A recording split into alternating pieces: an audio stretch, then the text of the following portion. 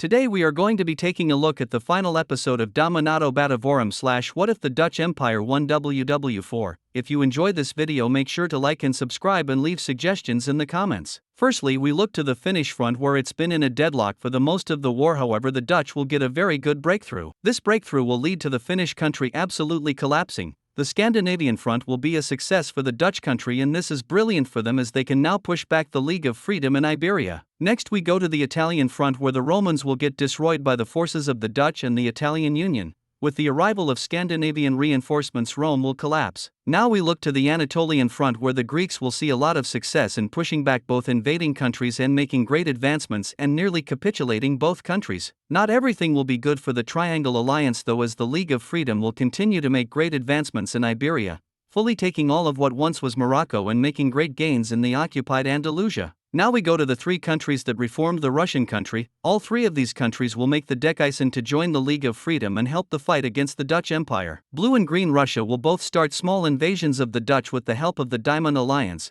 Additionally, Crimea will also start a small invasion around the Black Coast. Going back to the Anatolian front, we see the Diamond Alliance managing to make very good gains against the fascist forces. This counterattack ends in a stalemate for the time being. Next we look to the British Isles where the Dutch team will attempt multiple naval landings along England and even in Scotland. The majority of the Dutch team's naval landings are a huge success. They make 5 separate landings across Great Britain and begin to retake the region. The Dutch team sees brilliant success on the island of Great Britain. They crush the English rebels, they fully push out the Irish rebellion and capitulate Scotland. However, something to note is they do not manage to invade Ireland due to a buildup of League of Freedom forces. In Sicily, a joint naval invasion by Carthage, the Diamond Alliance and multiple nations of the League of Freedom, notably Blue Australia, makes a huge difference in this battle. The Romans will be fully liberated and the Italian Union will get pretty much fully invaded. Sorry, Altson. Moving to Iberia, we see the Triangle Alliance will launch a very good counterattack against the League of Freedom forces. They fully retake the north of Iberia. However, the Americans are able to set up a strong defensive line which will be very hard for the Triangle Alliance to break. On the Russian front, we see the Dutch Empire kicking out all the invaders.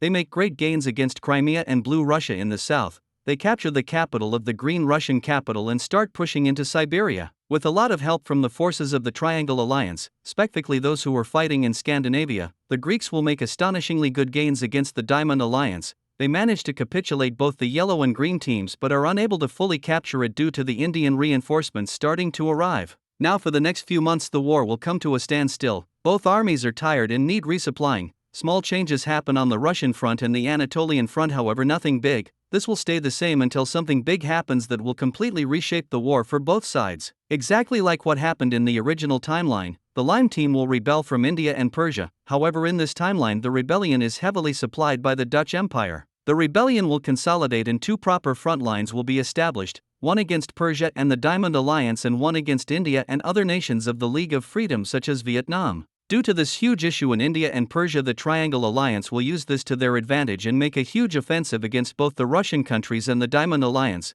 The capital of the Orange Mesopotamian country will be captured by Greece. Crimea will also surrender and the Russian countries are being heavily pushed back. Going to the Italian peninsula, we see a lot of troops being pulled out to fight against the Lime team. Therefore, the Triangle Alliance will be able to launch a huge offensive. However, they will be unable to fully kick Rome out of Italy due to a strong garrison remaining to defend. Not everything will be bad for the League of Freedom though, as they continue to make very good advancements into Iberia, as the Americans made the decision to keep their soldiers fighting there instead of going to assist India and the Diamond Alliance against the Lime team. On the Lime team front, they do very well against Persia, capturing most of their territory and taking the majority of their major cities. Additionally, the Lime team will do very well in the south of the Indian front, however in the north India will make some advancements. Now looking to South America, we see a large portion of the nations joining the League of Freedom to help fight against the fascists. Some notable members are Colombia, Brazil, Peru and the communist Central American country. Next we go to Anatolia where a big event happens. The Crete country rebels away from Greece. The people of this land are tired of being ruled by fascist dictators and being oppressed.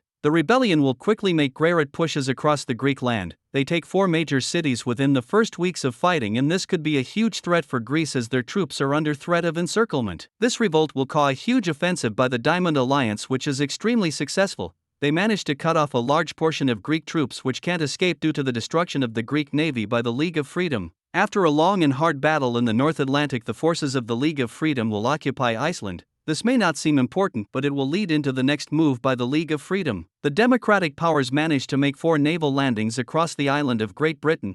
They will fully liberate the English rebellion and the entire island as a whole. The Americans will continue to do very well in Iberia. They start a small invasion of Catalonia and start getting close to the French homeland. However, this will be the end of their success now. This is because the Dutch Empire has managed to fully knock out each Russian country from the war, and they don't feel it necessary right now to continue the push into the Diamond Alliance. Therefore, the majority of the troops that were fighting in Russia move over to the Iberian front to hold off the Americans. Now moving back to the Line team, we see them managing to capitulate the Persian country. They managed to push back the Indians, however their success on the India front may stop and be reversed soon due to a large arrival of Chinese and Vietnamese forces. They also managed to make some good advancements into the Orange Mesopotamian country. The Greek encirclement in the Yellow country is completely wiped out by the Mesopotamian forces. Additionally, the Creek rebellion is extremely successful. They even managed to push into Europe a little bit with extreme help from the Diamond Alliance. Going to Italy, we see a large amount of Carthage troops assist Rome in pushing back the Italian Union. They almost managed to capture their capital, however a lot of Dutch reinforcements arrive and set up a strong defensive line. The Triangle Alliance will manage to launch a huge offensive with the troops from the Russian front.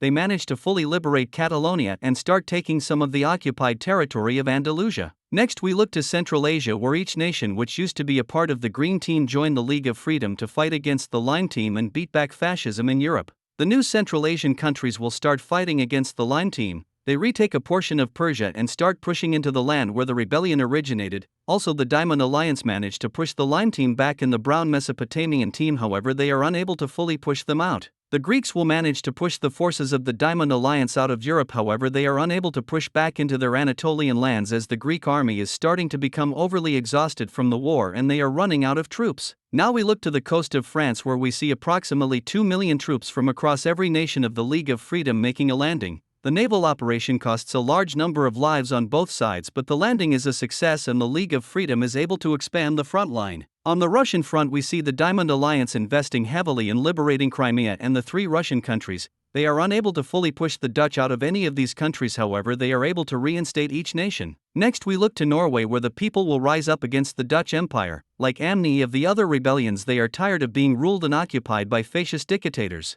They managed to consolidate a front against the Dutch and liberate the majority of their territory.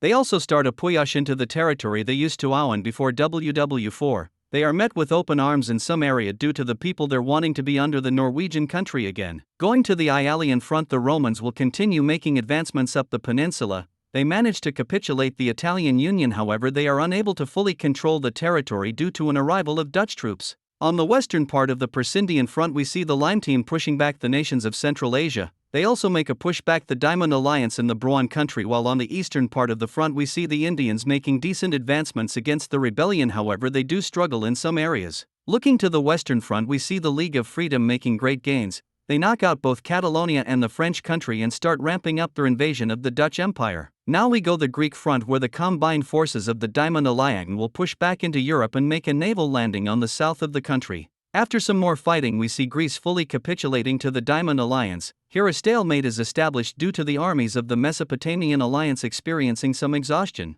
Now on the Russian front, we see the Dutch getting almost completely pushed out of the Siberian country. The Crimean Blue Russian and Green Russian country all start making invasions into the Dutch Empire with extra troops from Central Asia. Next we look to the Farmers' Union, wherein the people of the country overthrows their fascist government. After this they decide to join the war against the Dutch Empire. They make very good gains as they are supplied by the Diamond Alliance. They fully capitulate Bulgaria and make a push towards the Black Sea. Looking to the Italian front, the Romans and Carthaginians manage to fully capture the territory of the Italian Union while taking a large portion of the Dutch Empire's southern territory. In Scandinavia, we see the Dutch team getting fully kicked out of the area. Norway manages to occupy all of the territory and makes a naval landing in the north of Denmark. In Finland, we see the people of this country uprising against the Dutch Empire. They capture a large portion of the Finnish nation and have a very successful campaign. The Romans and the Farmers' Union cooperate to knock out the Balkan country and push further into the Dutch Empire. All the Dutch Empire's Balkan claims fall and Rome continues to push north. Things will get even worse for the Dutch Empire as Poland will rebel away and start yet another front for the Dutch to have to fight against. the Polish will be very successful in their fight as they meet up with each group and start making great gains. Due to this Polish rebellion, the Eastern Front for the Dutch will as a whole pretty much collapse due to the large amount of desertions and disorganization in the Dutch army. On the Persinian front, we see them getting pushed back on every front. They get pushed back quite a lot in Persia while they see a lot of failures in India. They even get pushed back by Afghanistan and get invaded by them and the yellowish Central Asian country. Now we see the Dutch Empire getting pushed back by every country they're fighting. Their army has practically collapsed, and any part of it that is still fighting is incredibly disorganized and poorly trained due to the rush of conscription. Now we see the collapse of the Line team. They had a very good campaign against the surrounding powers, however the overwhelming forces of the League of Freedom did manage to eventually beat them. And now we also see the collapse of the Dutch Empire. They fought hard over the course of this war, and at some points it did look like they were going to be able to hold out, but eventually due to more and more nations joining this war, they were unable to hold all fronts. After a week-long battle, the capital of the Dutch Empire will fall. For the first part of the peace treaty, we look to Rome. They fully annex the Italian Union and take a large portion of land from the Dutch Empire and the Croatian Balkan country. Next we look to Scandinavia, where Norway fully takes all of the Dutch team's claims in Scandinavia. They unite with the light blue Scandinavian country. They also take a hold of Denmark. Next we look to the British Isles, where the English rebellion gets control of the majority of England. The Irish Scientry gets most of its original territory plus a little bit extra English territory, while the Greenlandic country annexes Iceland. Next we look to Iberia. Galicia is reinstated and they instantly get an extremely good deal. They annex a large portion of West African territory. They annex a lot of French territory. They also take a lot of Catalonian and Andalusian territory due to them being on the side of the gold team. Next we turn to France. We see Galicia and Rome taking a chunk out of the country, but then the major thing is the north of the country is forced to be split off from France. Next we look to the Balkans, where we see the Crete country taking all of Greece's Anatolian land. They take all of their Black Sea coast and they take Greece's big southern island. Next we see Rome and the Farmers' Union splitting up the rest of their Balkans between themselves. Crimea also takes a small portion of land. Next we look to the Eastern Europe. We can see the restoration of Danzig, Estonia, and St. Petersburg. We see both Russian countries taking a large portion of Dutch Empire territory, and Poland is reinstated with some extra territory. In the east of the Dutch country we see 3 new countries being released, all of which have existed before in history. We have the Slovak country, which exited in WW1, same with the new brown country, and we have the light yellow country that formed in episode 4. Next we see the old Swiss country reappearing on the map, and we see a new Grie country forming in the German land. And lastly for Ypres we see 2 new countries being created in the remnants of the Dutch Empire. A new dark blue French country is created while a yellow Belgian country is also made. Now we turn to Africa, where the lands of the fascist powers have been being occupied ever since the Triangle Alliance and League of Freedom went to war. Now we look at North Africa. First we see Carthage reclaiming a lot of historical lands, while they also a portion out of Libya and Morocco. Both countries are made into a democracy. Next we see Egypt being reinstated, and the same with Sudan. Additionally, the purple country is split into 2.